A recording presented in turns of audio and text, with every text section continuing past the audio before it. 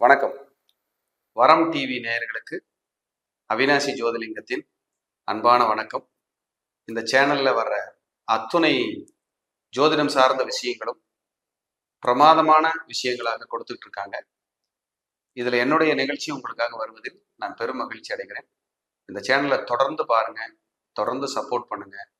வரம் டிவி என்பது உண்மையிலேயே ஒரு வரம். இன்னைக்கு பார்க்க இருக்கிற தலைப்பு பொருளாதார சேர்க்கையும் குபேர வாழ்க்கை. உங்க ஜாதகம் என்ன சொல்லுது? நிறைய பேருக்கு பணம் அப்படிங்கிறது பிரதானம். எல்லாருக்கும் பணம் கிடைச்சிருமா சார் அப்படின்னா கண்டிப்பா இல்லை. ஒரு படத்துல எம்ஆர் ராதா சார் சொல்லுவார், உலகத்துல இருக்கிறதே மொத்தம் 400 பணக்காரங்க, அவங்கள தாப்பா நீங்க பேசிக்கிட்டு இருப்பீங்க பாரு.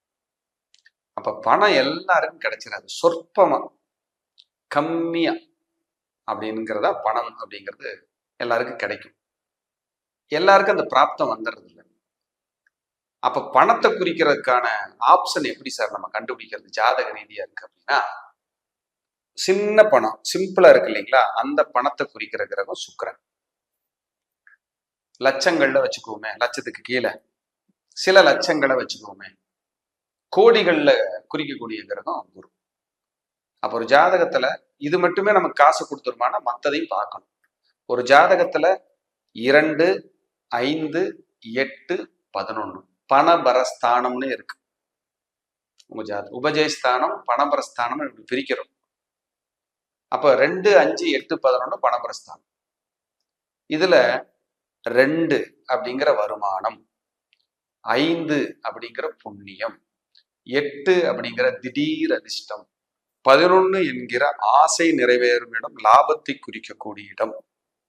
இவை எல்லாம் ஒன்று சேர்ந்து அந்த தசாபுத்திகள் வரும்போது பொருளாதாரத்தை அள்ளி கொடுக்கும். பாருங்க, சொல்லும் போதே உண்மையிலேயே உடம்பு சிலிர்க்குது. அந்த பிளானட் அப்படி நமக்கு வேலை செய்யணும். செஞ்சதுன்னா வளர்ச்சி தான்.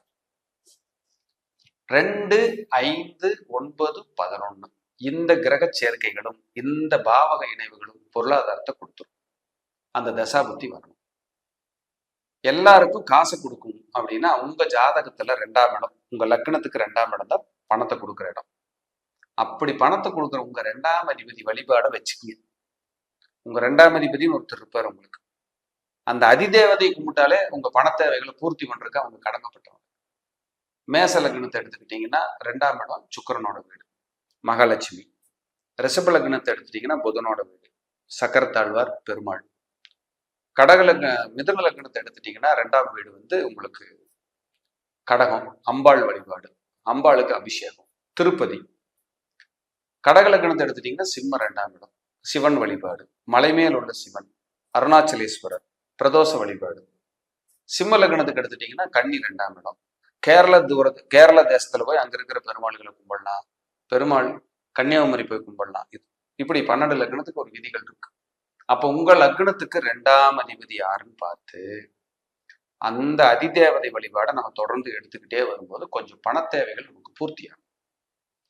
குபேர கடாட்சம் நமக்கு இருக்கணும் அப்படின்னா 2, 5, 8, 11ங்கிற பணபரஸ்தானம் நம்ம ஜாதகத்துல ஒண்ணுக்கு தொடர்பா இருக்கணும். 2, 5, 9, 11ங்கிற இடமும் நமக்கு தொடர்புல இருக்கணும். இது இருக்கலாம், இல்லைன்னா இது இருக்கலாம். இருந்துச்சுன்னா பொருளாதார சேர்க்கை சூப்பர். சம்பாரிச்சது இவங்களே சம்பாரிச்சு இவங்களே அனுபவிக்கிறதுக்கு யோகம் அனுபவிப்பாங்க.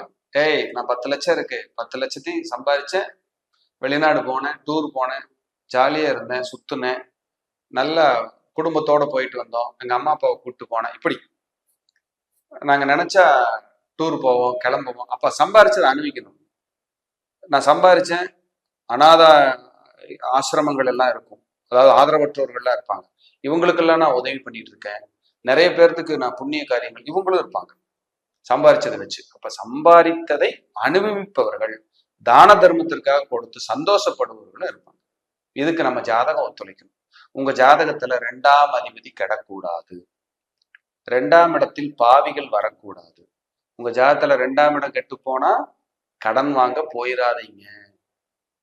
2ஆம் அதிபதி கெட்டு போனாலும் கடன் வாங்க போயிடாதீங்க. 2ஆம் இடத்துல பாவிகள் இருந்தாலும் கடன் வாங்க போகாதீங்க. சக்திக்கு மீறி கடன் வாங்காதீங்க. இதெல்லாம் அட்வைஸ் பண்ணுங்க. சார் உங்க ஜாதகத்துல 2ஆம் இடம் கெட்டு கிடக்கு, கடன் வாங்க போயிட்டீங்கன்னா உங்களுக்கு டிஸ்டர்ப் ஆயிரும், நிறைய சிரமங்களை சந்திக்கிற மாதிரி வந்துடும். இதெல்லாம் நான் சொல்லுவேன். ஒரு ஜாதகத்துல கடன் வாங்கி லாக் ஆகி அவமானம் ஆகணும்னா 2, 6, 8 தொடர்பு வரவே கூடாது. வந்துச்சுன்னா கடனால் அவமானம், இழப்புகள் உறுதி. லாக் பண்ணிடு. ஒன்னை வித்து ஒன்னு அடைச்சேன், வட்டிக்கு வாங்கி வட்டி கட்டினேன், இவங்கெல்லாம் இந்த இந்த இந்த 2, 6, 8 தொடர்பு இருக்கிறவங்க தான்.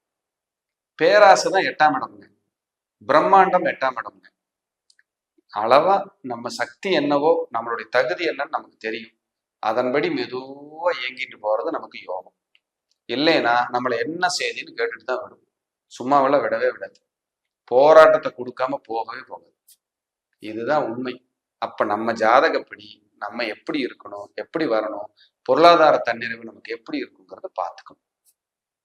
குபேர யோகம் நமக்கு கிடைக்குமான்னு சிலர் கேட்பாங்க. குபேரன்னாலே யாருங்க? பூரட்டாதி நட்சத்திரம் தான் குபேரன். அவர் தான் குபேரன். உங்க 2ஆம் இடம் தான் உங்களுக்கு குபேரன். உங்க லக்னத்துல இருந்து 2ஆம் இடம். அந்த வழிபாடுகளை தொடர்ந்து எடுத்துக்கிட்டே வாங்க. சிலர் கேட்கறாங்க, சார் நான் ஏதாவது திருப்பதி போனா எனக்கு ஏதாவது பிரச்சனை ஆயிருமா சார்? எனக்கு தெரிஞ்சு என்னோட நாலேஜ், நான் யாரையுமே குறை சொல்லலை. திருப்பதி போயிட்டு வந்து ஒரே ராசிக்காரங்க ஒருத்தருக்கு திருப்பதி போனா சேராது, ஒருத்தருக்கு திருப்பதி போனா நல்லா இருக்குமாங்க. அங்க கான்செப்ட் ஒளிஞ்சிருக்கல. திருப்பதி போறதுங்கிறது இறைவன், ஏழுமலையான். இறைவன் அப்படின்னாலே நல்லது செய்யறது தான். கெட்டது செஞ்சா அவர் கடவுள் கிடையாது. இதான் உண்மை. நமக்கான கடவுள்னு ஒண்ணு நம்ம ஜாதகத்தில் எழுதியிருக்கும், இல்லைன்னா சொல்லல.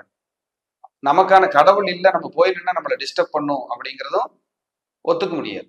அப்படியெல்லாம் சொல்ல முடியாது.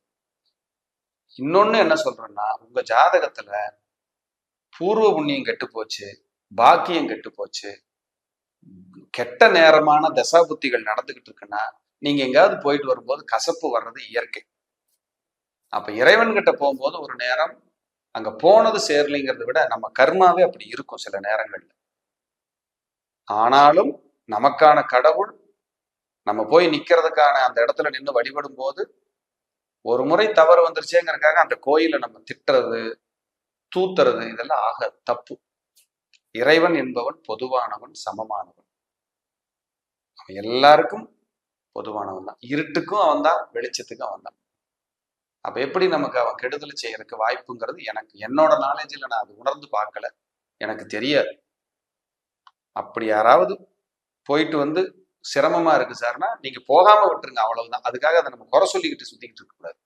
அது தவறு என்று சொல்லி உங்களுடைய பொருளாதார தன்னிறைவு உங்க ஜாதகத்திலேயே எழுதியிருக்கும். இவர் செல்வாக்கா வாழ்வாரு, பொருளாதாரம் சம்பாதிப்பாரு, பணத்தோட தான் வாழ போறாரு, பணத்தை சம்பாரிச்சு நல்லா இருப்பாரு, சேர்த்து வைப்பாரு, பணம் இவருக்கு பின்னாடி பயன்படும், பணத்தினால இவருக்கு புகழ் கிடைக்கும், பொருளாதாரத்துக்காக சந்ததிகளுக்கே சேர்த்து வைப்பாரு.